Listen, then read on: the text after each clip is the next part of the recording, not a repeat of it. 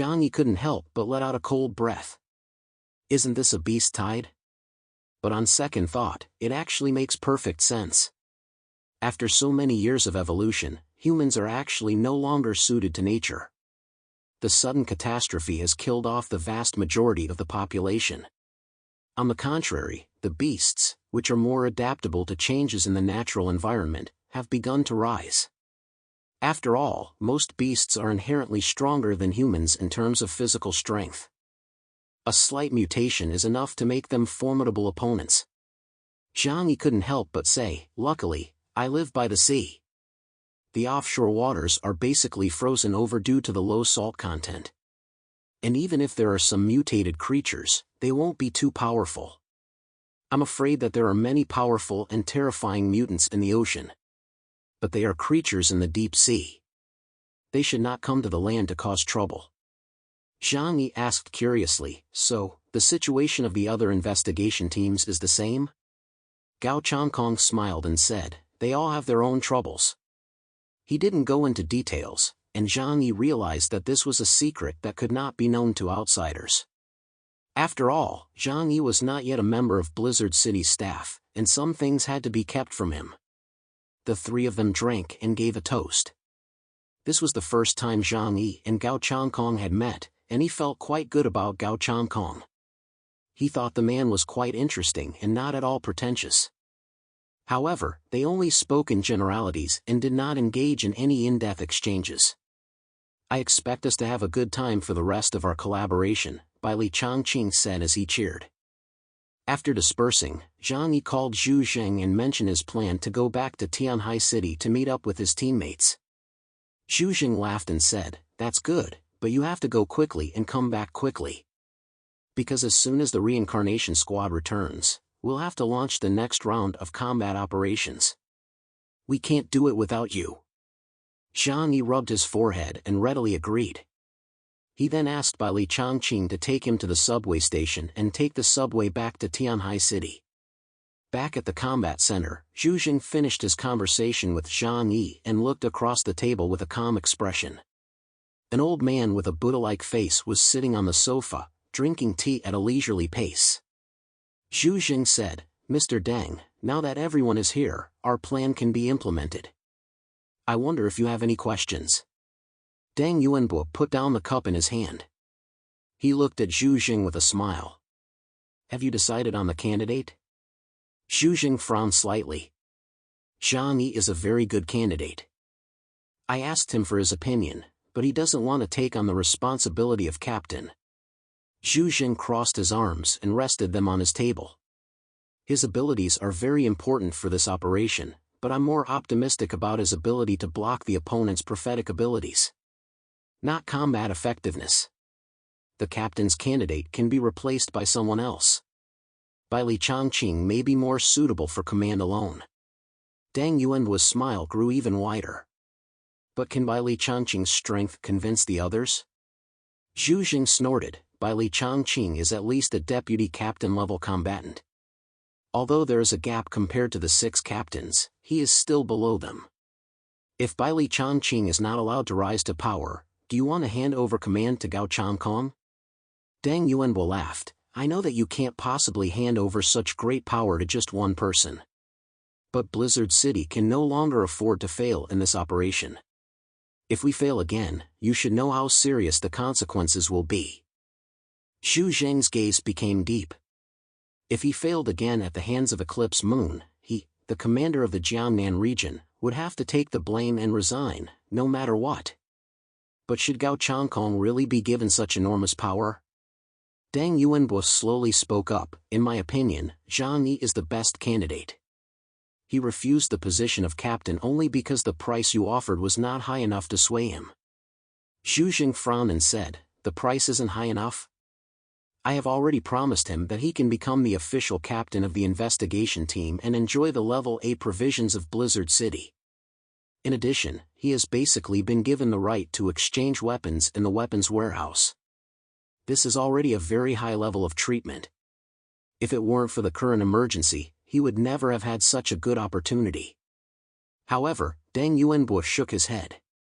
"Commander Zhu, you are a soldier, but you don't know how to do business.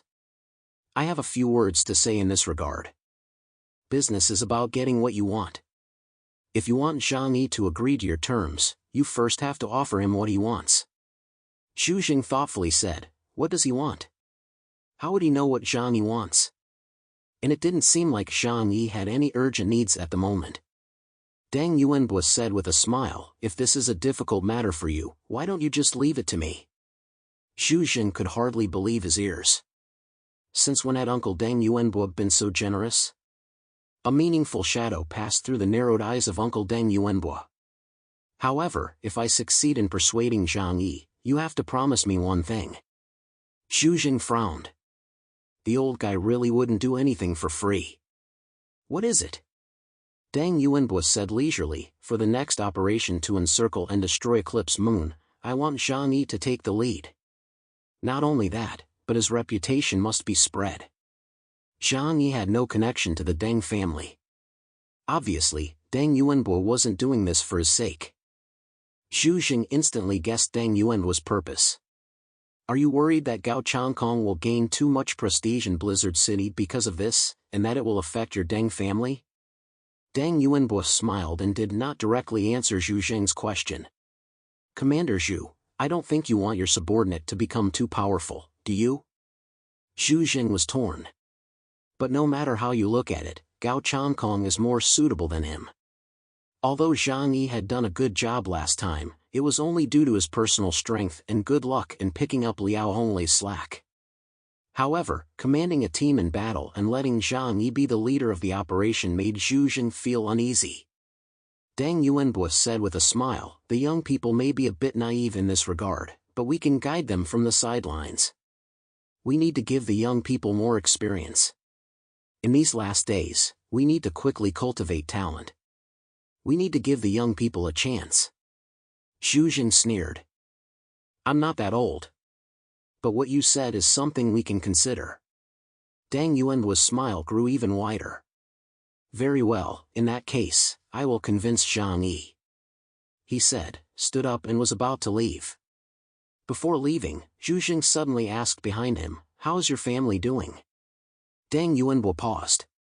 Then he let out a soft sigh. That incident hit him hard. For the time being, let's not disturb him. Xu Jing nodded, that's good.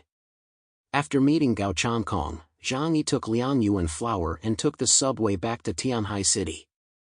Tianhai City was still as cold and lifeless as ever. There are now no more than 10,000 people living in the city, which is eerily quiet. Zhang Yi felt a sense of home when he took out the snowmobile and drove them back to the shelter. They didn't tell anyone they were coming back, so everyone was very happy to see them. Fatty Su was playing a video game in his room when he heard that Zhang Yi was back. Happy as he was, he ran out barefoot. As soon as he saw Zhang Yi, he threw himself at his boss's legs, screaming. Boss, why did you take so long this time? Oh, I was so worried when you weren't home all day. Zhang Yi couldn't help rolling his eyes at Fatty Su's whiny expression. Your courage is as small as ever. Nothing happened in Tianhai City, so what are you afraid of? Wiping away his tears, Fatty Su said with a grievance, although nothing happened in Tianhai City, didn't an H-bomb go off over there? He was pointing in the direction of Jiangning City. Although it was hundreds of kilometers away, the impact of the Reaper of Love could be felt in Tianhai City. Although Zhang Yi had told Yang Xinxin not to tell anyone about the eclipse moon, the H-bomb incident was impossible to hide. He said indifferently, don't worry, everything is under control. Including the release of the Reaper of Love. Zhang Yi glanced around the room and saw that only Yang Xia and Zhou Haimei were there. Uncle Yu, Zhou Qir, Lu Karen and Yang Xinxin were nowhere to be seen. Zhang Yi asked while getting changed, where are they? What have they been up to? Fatty Su blinked and explained, Uncle Yu has been practicing Kung Fu in the 3rd level basement recently. He said that this might lead to a breakthrough in his abilities. Uncle Yu has gradually felt that the gap between his strength and Zhang Yi's is getting wider and wider, and if this continues, it will only hold Zhang Yi back. Zhang Yi never said anything, but it made his heart feel bad. So after Zhang Yi left, he doubled his training time every day. Basically, except for eating and sleeping, he spends most of his time down there. Zhang Yi nodded. I'll go check on them. This time, the main purpose of his return was to hand over the compounds to Zhou Qi and Lu Karen for research. Yang Xia hurriedly said, "What do you want to eat tonight?" "I'll get ready." Zhang Yi casually replied, "Just prepare something. Make it a big meal." He couldn't stay for long, as he had to return to Blizzard City tomorrow. And for a long time to come, he would be busy with the eradication of the eclipse moon. "Okay." Yang Xia smiled and cheerfully went to prepare the food. Zhang Yi himself walked downstairs to find Zhou Qi and the others.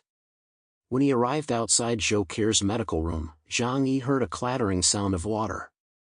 He was curious and wondered what Zhou Qi was doing. What was it? Why was there so much water? Could it be that she was practicing swimming?